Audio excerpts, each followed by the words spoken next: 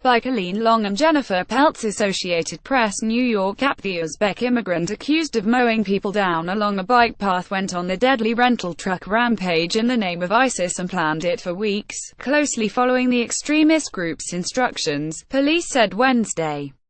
Investigators, meanwhile, questioned Saipov in his hospital bed, working to extract information about the attack that killed 8 people Tuesday near the World Trade Center Memorial.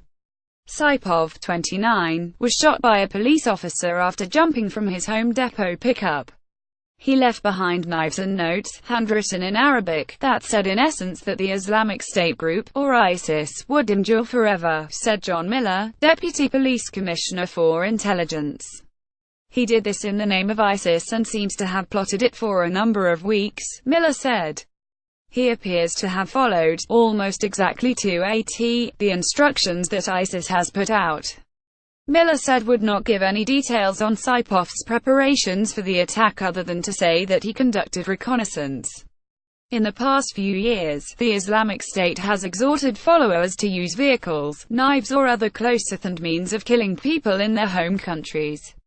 England, France and Germany have all seen deadly vehicle attacks since mid-2016.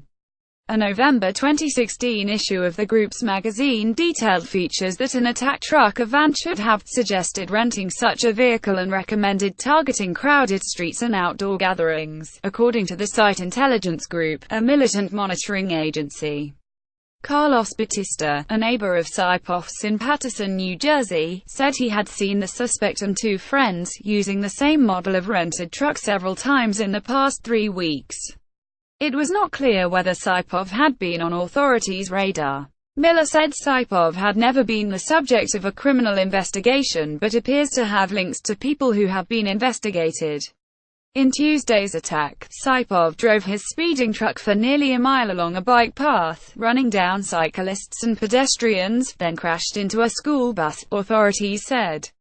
He was shot in the abdomen after he jumped out of the vehicle brandishing 2 air guns, 1 in each hand, and yelling "God is great" in Arabic, they said.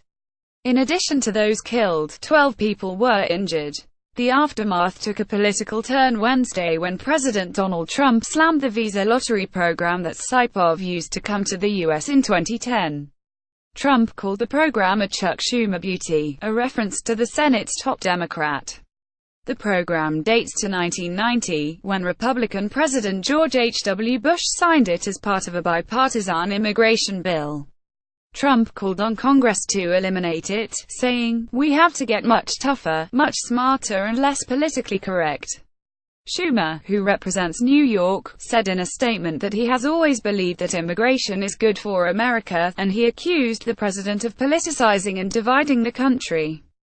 New York Gov. Andrew Cuomo said Saipov appeared to have acted alone after becoming radicalized while in the U.S. Assailants in a number of other recent extremist attacks around the world were found to have been lone wolves inspired but not actually directed by the Islamic State.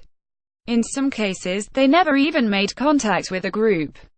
On the morning after the bloodshed, city leaders vowed New York would not be intimidated, and they commended New Yorkers for going ahead with Halloween festivities on Tuesday night. They also said Sunday's New York City Marathon, with 50,000 participants and some 2 million spectators anticipated, will go on as scheduled. "We will not be cowed. We will not be thrown off by anything," said Mayor Bill de Blasio. While the mayor said there have been no credible threats of any additional attacks, police said they were adding more sniper teams, bomb-sniffing dogs, helicopters, sand truck barricades and other security measures along the marathon route, in the subways and at other sites. The attack killed 5 people from Argentina, 1 from Belgium and 2 Americans, authorities said. 9 people remained hospitalized in serious or critical condition, with injuries that included lost limbs and wounds to the head, chest and neck. A roughly 12-mile stretch of highway in Lower Manhattan was closed for much of the day for the investigation. Authorities also converged on Saipov's New Jersey apartment building and a van in a parking lot at a New Jersey Home Depot. Runners and cyclists who use the popular bike path were diverted from the crime scene by officers at barricades. "It's the messed-up world we live in these days," said Dave Harty, 57, who works in finance and rides his bike along the path every morning. "Part of me is surprised it doesn't happen more often." The slight bearded Saipov is a legal, permanent U.S. resident. He lived in Ohio and Florida before moving to New Jersey around June, authorities said. Birth records show he and his wife had 2 daughters in Ohio, and a neighbor in New Jersey said they recently had a baby boy. Saipov was a commercial truck driver in Ohio. More recently, he was an Uber driver. In Ohio, Saipov was an argumentative young man whose career was falling apart and who was not happy with his life, said Mirakmat Muminov, a fellow truck driver from heavily Muslim Uzbekistan.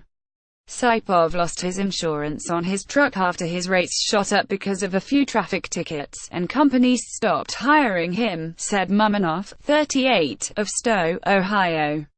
Muminov said he heard from Saipov's friends that Saipov's truck engine blew a few months ago in New Jersey. Muminov said Saipov would get into arguments with friends and family, tangling over even small things, such as going to a picnic with the Uzbek community. He had the habit of disagreeing with everybody, Muminov said. He said he and Saipov would sometimes argue about politics and world affairs, including Israel and Palestine.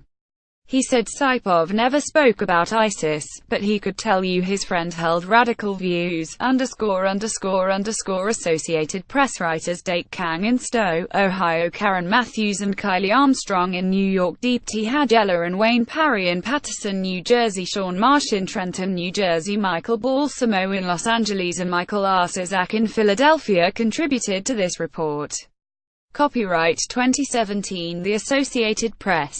All rights reserved. This material may not be published, broadcast, rewritten or redistributed.